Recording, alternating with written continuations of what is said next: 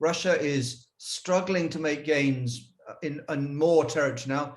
Admittedly, it holds a bit more than a quarter of Ukraine, and it will struggle to hold on to that territory as Ukraine rebuilds its offensive military capability. Time to invite you to our daily briefing room, where one of our leading tactical and strategic minds with years of experience as a general officer at the highest level of military command shares their insights into the current state of the war in Ukraine.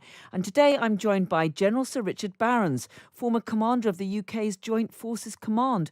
Good evening to you, Sir Richard. Hello, Sir Richard Barrons, can you hear us? I can hear you fine. Excellent, really good to have you with us. Now, Russia has charged 92 Ukrainians for war crimes. This appears to be an attempt to turn the tables on Ukraine. What do you make of this? So I don't think we should be too surprised that Russia is doing this. I mean, Russia's response to the accusations of war crimes against Russia has been to deny and dissemble. And I think what we're seeing now is in a Russian attempt to dilute the accusation of war crimes by leveling similar accusations at Ukraine. Is there any basis to this? Do you think there have been instances where, I mean, clearly Ukraine is the country that has been attacked, but have some of its forces been behaving in a way that could amount to a war crime? So there's no public evidence of this, but in a war with a 1,000-mile front line, with the record of brutality that we have seen since February, I think it would be surprising if there had not been some events which were difficult. Whether they constitute war crimes would depend on somebody adducing the evidence and having it investigated. Kyiv, of course, has said it's investigating more than 20,000 war crimes. And there does appear to be quite a bit of evidence which would suggest that people could be tried for that. Obviously, we've had one or two high-profile cases so far. But do you think we will see more war crimes cases brought against Russians? I think we'll see more accusations because it seems to be in the nature of the way Russia is fighting this war to do some illegal and despicable things. I think whether that amounts to prosecutions is a different question, because Russia has shown no willingness to cooperate and no sign that it would ever allow people to be put forward for trials. So I think we're likely to see more accusations than we are actual prosecutions. Now, Ukraine has said that it's going to be able to capture Kherson by September.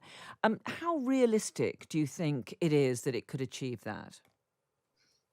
Well, it's the right ambition because Kherson is strategically significant in the south. It controls the fresh water supply to Crimea, and ownership of Kherson would allow Ukraine to seriously hold at risk Russian supply lines going across to Crimea on the land bridge. Now, whether Ukraine can concentrate enough force, so that's people, artillery, ammunition, to overwhelm the Russian defenses around Kherson, not proven. They are making progress right now, but mostly in semi-rural or small hamlet areas. And that's not the same thing as taking the whole of Kherson.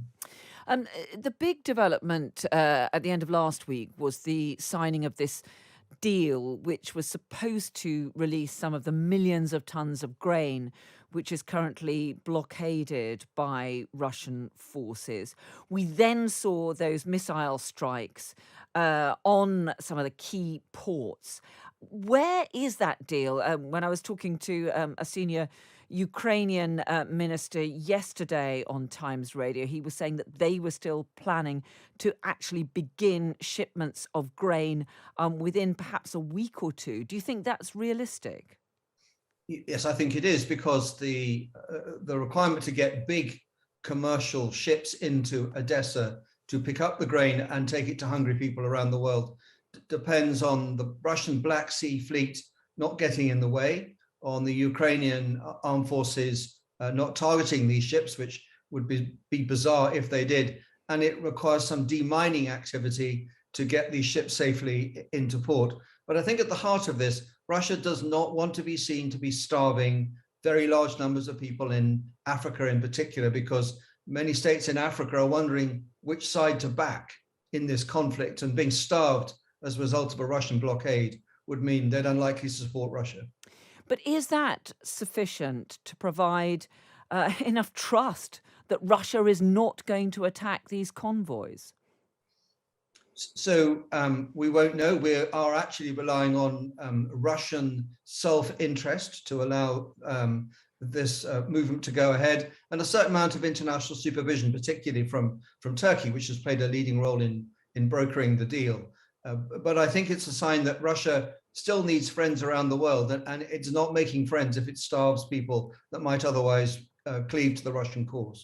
Let me just ask you about these comments from Moldova's prime minister, who said that she's very worried about a potential Russian invasion of her country, with Russia struggling to maintain footholds even in Ukraine. I mean, do you think that Russia could potentially be thinking of further aggression in countries like Moldova, where, of course, there is a significant Russian minority? I think it's absolutely clear that Russia, or particularly President Putin and his circle, do think like this.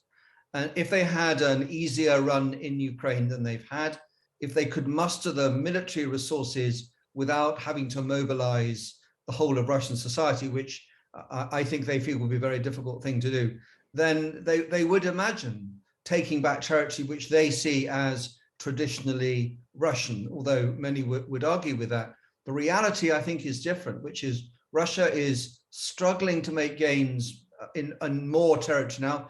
Admittedly, it holds a bit more than a quarter of Ukraine, and it will struggle to hold on to that territory as Ukraine rebuilds its offensive military capability.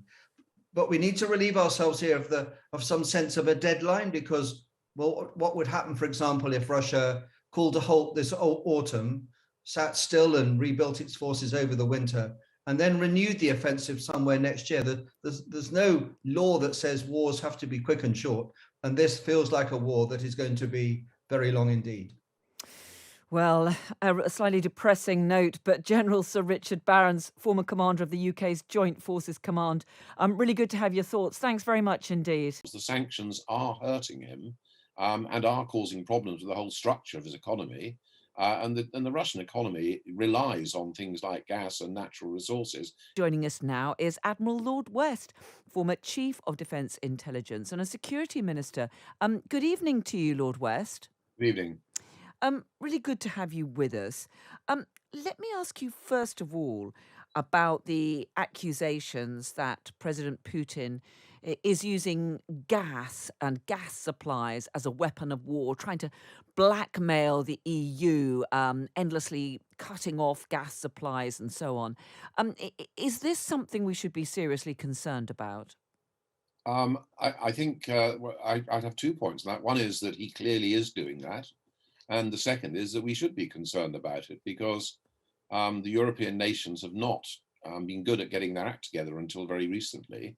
I think the agreement that we just heard of a 15% reduction, I'm rather pleased that they managed to come up with an agreement like that. But there are an awful lot of nations with opt-outs, and also, of course, Hungary didn't agree to it at all. And there's no doubt that whereas some countries like Poland have done very well about cutting their reliance on Russian gas, they're putting a pipeline into Norway, for example, and getting LNG terminals and things like that. Germany, for example, hasn't, and Germany is a massive user of energy. I mean, she uses incredible amounts, and I'm afraid I don't think they've played this whole thing very, very well, and Putin knows that and is using it to cause dissension and to cause damage. And in a way, we shouldn't be surprised. I mean, although he calls it a special operation, let's not kid ourselves. This is a war. He's fighting a war against Ukraine. And when people fight wars, they do all sorts of things. So these supposed explanations about various technical reasons why supplies through that Nord Stream 1 gas pipeline have been disrupted, you don't believe those? You think that he is just making life as difficult as possible for the EU? And of course, those shortages feed into the higher prices in this country too. Absolutely. And I think he probably is smirking away, thinking, they applied sanctions to me. And of course, because of this energy crisis and a number of other factors, the damage being done to Western economies is really quite large. And whereas he's getting quite a lot of money coming into his coffers, but let's not kid ourselves, the sanctions are hurting him and are causing problems with the whole structure of his economy. And the Russian economy relies on things like gas and natural resources. It's really got no resilience in any other sectors whatsoever. But he must be quite pleased with the damage that's being done here. And he, in a way, cocks a snoot at the world as regards this war. So, for example, the agreement to actually get some of the 22 million tons of wheat and maize and things and oil that are in vegetable oil in Ukraine out to parts of the world where people are starving. That was a wonderful thing to see that had been signed, under the auspices of the UN, with the Turks helping facilitate it. And then almost the same day, he fires missiles into Odessa, into the port area of Odessa. Quite extraordinary, not the thing to do. Yeah, I was about to ask you about that because we saw that apparently groundbreaking agreement, apparently with the backing of the UN and Turkey, to release those millions of tons of grain which are blockaded in Ukraine's ports. We saw those missile strikes on Odessa. Ukraine still seems to be saying that it is making preparations to begin shipments out of those ports. Do you think that's really going to work? Well, I think that they've got to continue doing that, and there's been nothing said by the Russians that they intend breaking the agreement they've made. I think the Ukrainians must feel very concerned about the fact that when they remove the mines they've laid, which were laid to stop the Russians doing an amphibious assault, that can they rely on the Russians? As they've said very clearly, the Russians lie and break agreements, and they must be concerned that this opens up an opportunity. But the Ukrainians have been quite successful in pushing the Russian Navy away from its shores. With the sinking of the Moskva, the hitting of that landing craft, the risk to the Russian assets in Sevastopol, which has made them move their assets, the retaking of Snake Island. So I don't think they need to be too concerned about that. And if they can continue and get some of these there are 140 ships in Odessa and various other ports, Ukrainian ports, that are stuck there. And, we need to start getting these moved and the wheat moved. If we can do that, that is a huge step forward. But again, Putin absolutely has been using this as a weapon. And he shows himself as a sort of statesman because he went and got this agreement with the Turks and the UN. But he is I'm afraid, unscrupulous, and you can't rely on what he's saying at all. So do you think, just briefly if you could, there is a real risk in starting to try to move these shipments out, that they could, as Odessa did, come under attack despite all the assurances and the supposed guarantees by the UN and Turkey? I think it's unlikely that they will sink a ship.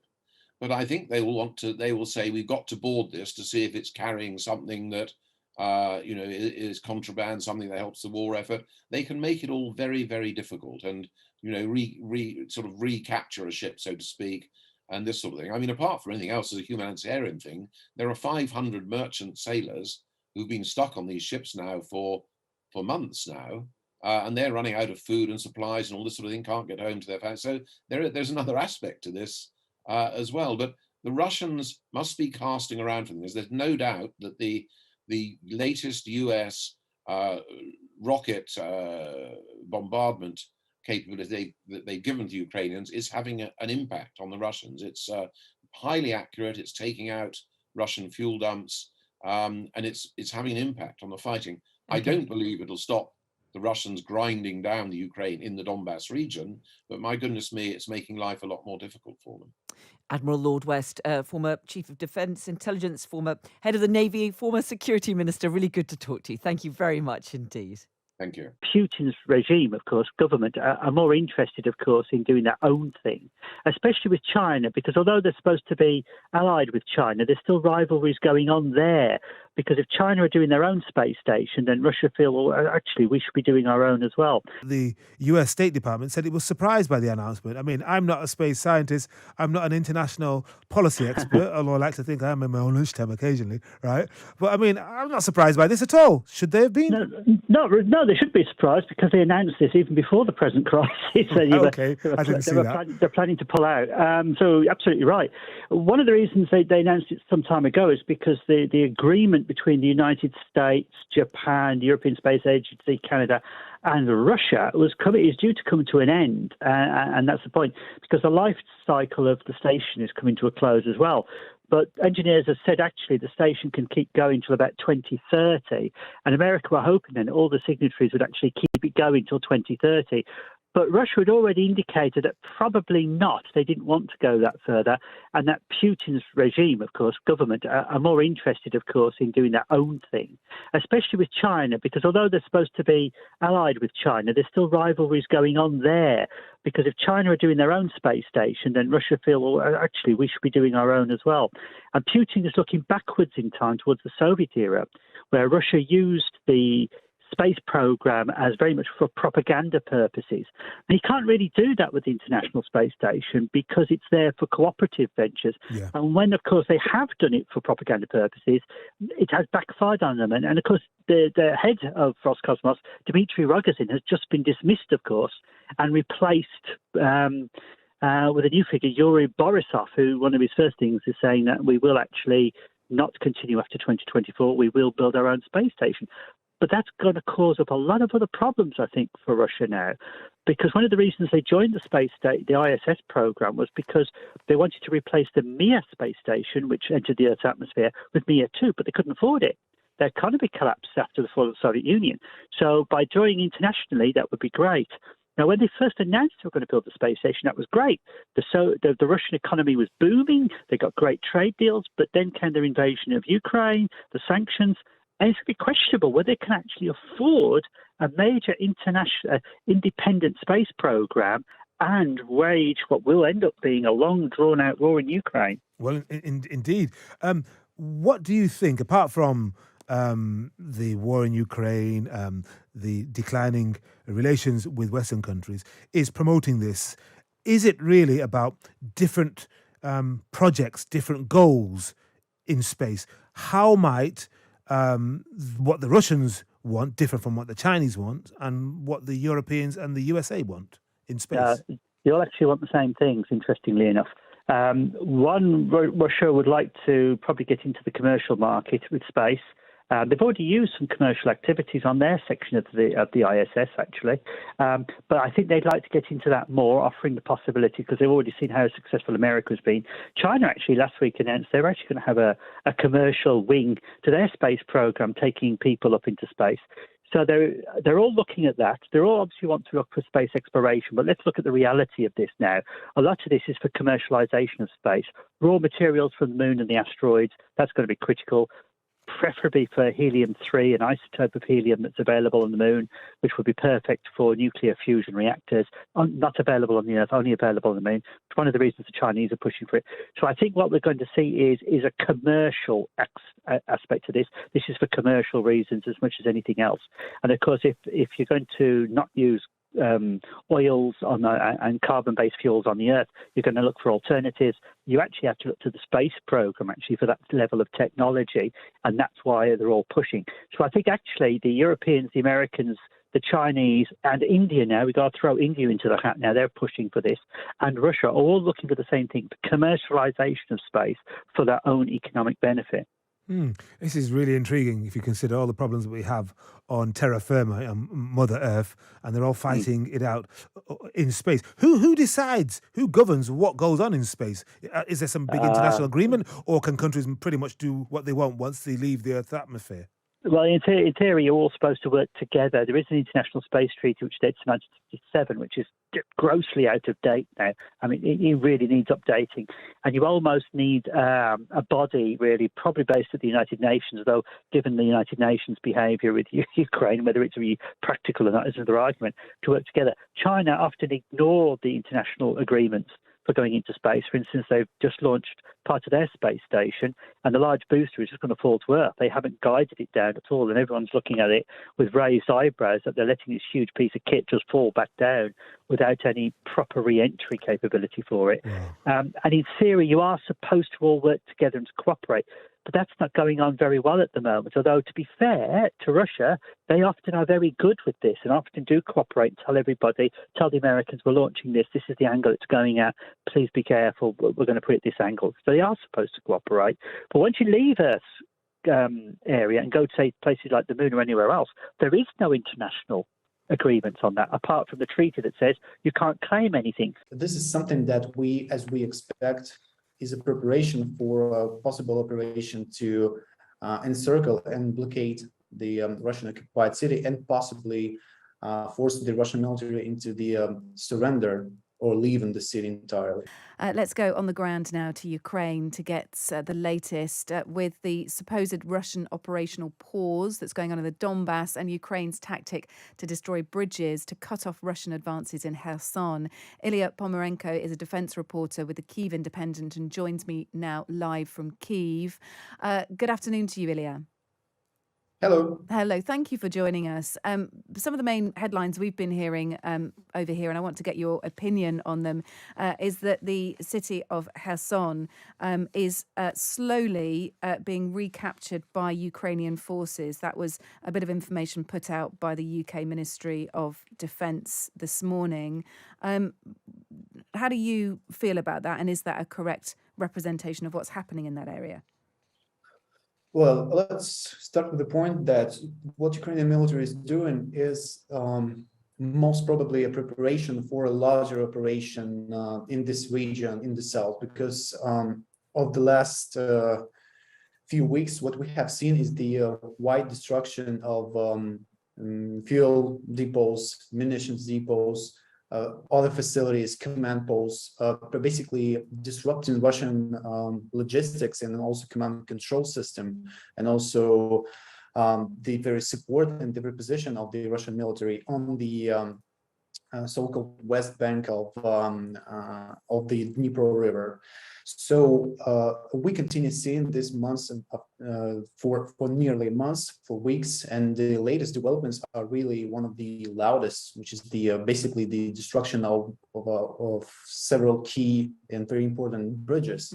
Basically, the few ways out for Russians across the Dnipro River. So yes, this is something that we expect is a preparation for a possible operation to encircle and blockade the Russian occupied city and possibly force the Russian military into the surrender or leaving the city entirely. Yeah. Is it right that the Russians have had an operational pause in the Donbass, or is that just what we're hearing and it's not the reality of the situation in that eastern part of Ukraine? It should be noted that by saying that Russians have had operational pause in eastern Ukraine, it means that there have been no attempts to launch a large offensive action against Ukraine in the region over the last, let's say, 2 weeks. But it does not mean that there have been no operations at all. The guns were not silent. There have been small tactical scale hostilities and attempts to gain some more ground. So as we have seen that this operational pause, as we call it, it was Russians had to go for it following the 3 months battle for Severodonetsk and Lysychansk, which has greatly exhausted both sides, but made Russia into taking this pause to restore its combat capabilities. So what we have seen over the last 24 hours or 48 hours is Russians finally launching something far bigger than what we have seen in Donbass, because there have been no larger things than that. So what we have seen is the insane Russian artillery attack against the Ukrainian position north and also west of occupied city of Donetsk, which is the capital of this Eastern Ukrainian region.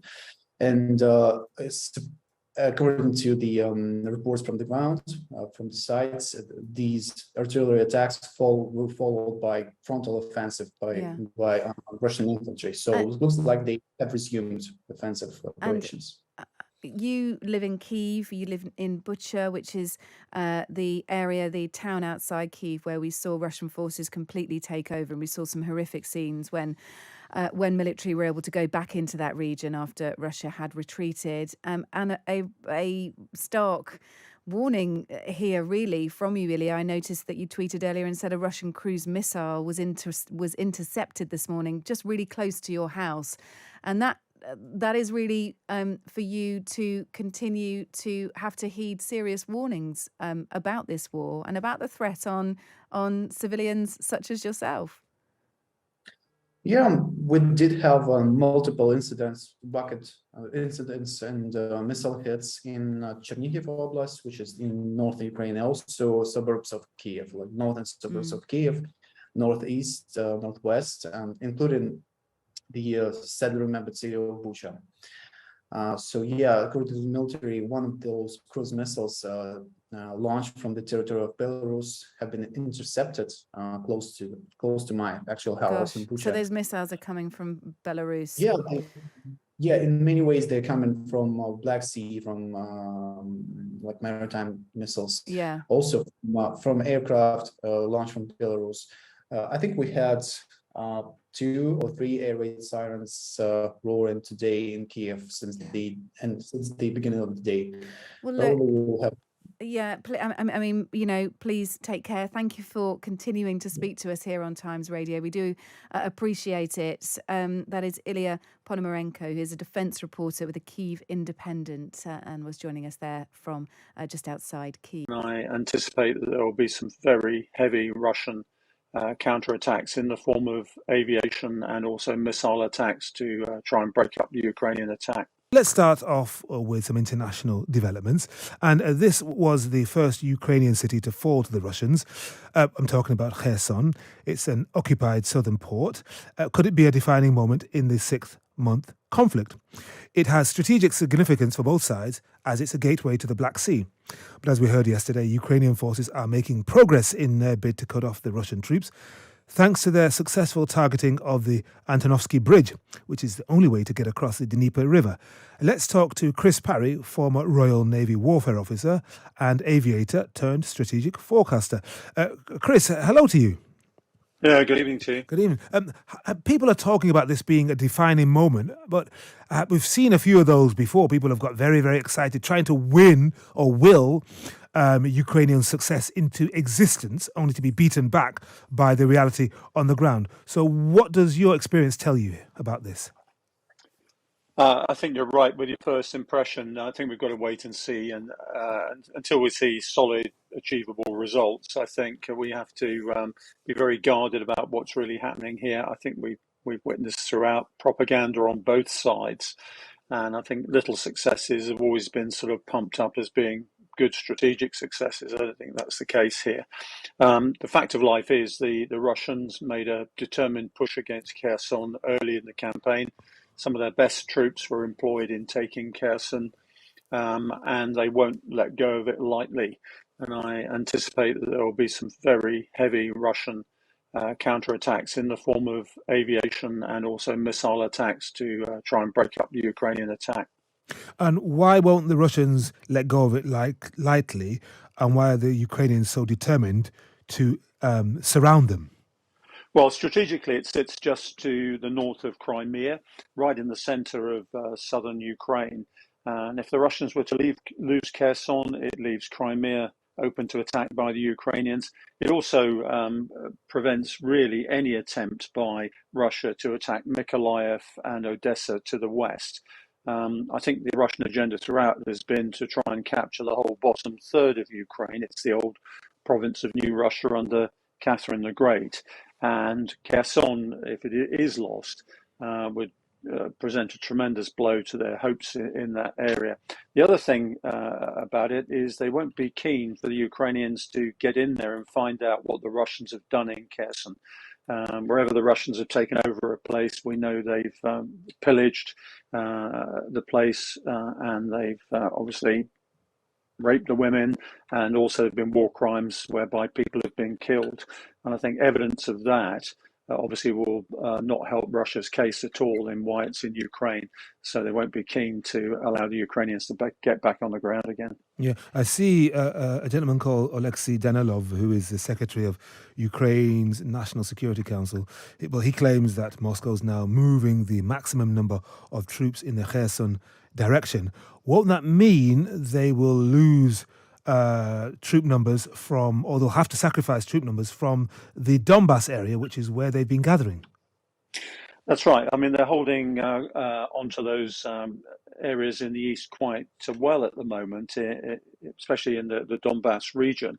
Now, I mean, the key thing for the Russians is, are you actually making Kherson into a reverse Stalingrad here? And by putting more and more troops in there, are they going to be isolated, surrounded, and forced to surrender, or obviously get killed? And I think the lessons from the Second World War here are very relevant. It just depends on how much firepower the Ukrainians can put together, and how much of the Russian air attack, which I'm sure is coming, they can resist and indeed break up. That's what it depends on. Until now, Ukraine has depended very much on defending, of course. We haven't seen the Ukrainian forces retaking ground. Now, that requires mass. Where if you have mass, that like tanks and armor and things like that, that means you're exposed, you can be attacked. It's a different war for the Ukrainians to the one they fought up until now, and it'll be interesting to see how they play that. And is that change, that shift you've just mentioned, a different war, largely due to the arrival of those HIMARS artillery rocket systems? How crucial will they be going forward? And what will the Ukrainians be able to do if the Russian air attack does arrive? Yeah, I mean, some big things there, Henry. I mean, the HIMARS have made a difference. There's no doubt about that. They're highly sophisticated artillery systems, but they're not everything. I mean, it's the way the Ukrainians have fought this war. They've not exposed themselves on the ground too much, so that Russian artillery, which really outnumbers them about 10 to 1 at the moment, can't get at them. They do have air defences, but they don't have large numbers of combat aircraft. So when I would anticipate that the Ukrainians will have a really hard time if they don't get additional anti-aircraft systems that they can deploy against Russian aircraft. Russian aircraft are very wary. They're not operating at low level now. They're operating outside what they think is the range of Ukrainian surface-to-air missiles. So it's going to be difficult for the Ukrainians. They're going to have to conceal themselves until they come out. It's what we call shoot and scoot. You fire your artillery or you fire your rocket systems and then you hide, basically, or you move. So the Ukrainians are going to have to do a lot of that, I suspect. I have to admit, Chris, I've never heard of the term shoot and scoot before, but you're in the business, so I'll take it as read that that's what they say. And all this at the same time as we're supposed to be seeing the benefits of a deal that was brokered by the UN and Turkey to allow grain to leave the southern ports and come out of the Black Sea and then go to countries across Africa and elsewhere in the world who desperately need it. How on earth is that going to be done at the same time as the warfare in this part of Ukraine intensifying? Yeah, I mean, I'll see it when I believe it, Henry, to tell you the truth. I mean, the Russians have done this to take the heat off them. The one thing the Russians don't want is humanitarian intervention in Ukraine. They want to see this as a straight fight between them and the Ukrainians.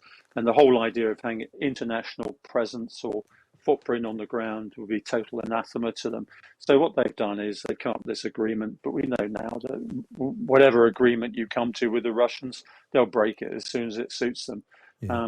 Essentially, huge country, 10 time zones wide, huge oil and gas reserves, and yet it's acting like a rogue nation at the moment. And we're going to have to come to terms with that. We're dealing with autocratic powers in China, Russia, Iran. It's a new world. Yeah, the world really has changed, hasn't it? Yeah. I was in a conference yesterday and somebody very wisely said, the invasion of Ukraine has actually marked the end of the post-Cold War era. Yeah. We're into something else now. And we've got to get used to the new rules of the game, which include all sorts of things. up to nuclear weapons and things like that. It really is a new world order. Chris Parry, former Royal Navy warfare officer and aviator turned strategic forecaster. Thank you very much indeed for joining us on Times Radio. It's 14 minutes.